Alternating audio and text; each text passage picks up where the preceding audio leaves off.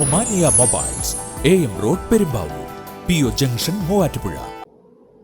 Muvattupuzha government TTIയിൽ ലോക മാതൃഭാഷാ ദിനാചരണ പരിപാടികൾ നടന്നു. സ്കൂൾ പ്രിൻസിപ്പൽ സാറാമ്മ TU മാതൃഭാഷാ ദിനാചരണം ഉദ്ഘാടനം ചെയ്തു.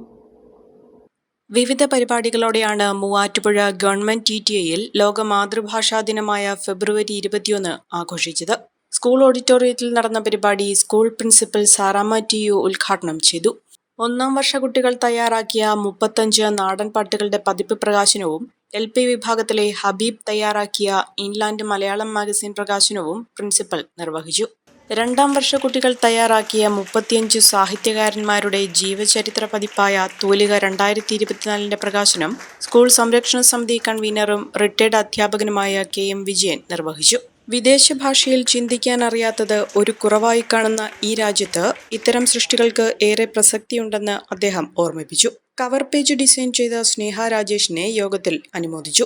റീനുമോൾ അജി മാതൃഭാഷാ പ്രതിജ്ഞ നിർവഹിച്ചു. അധ്യാപകരായ Shiyas PS, doctor Don Bosco Joseph, അധ്യാപക വിദ്യാർത്ഥികളായ ജിൻഡു PG, Arya Ramesh, Alna Aji, Anila Sunil, Aditya MS, Neha LS, അർച്ചന മോൾ PA, Neethu M, സബരിയ P, Jasna TH, Fathima VP തുടങ്ങിയവർ പങ്കെടുത്തു.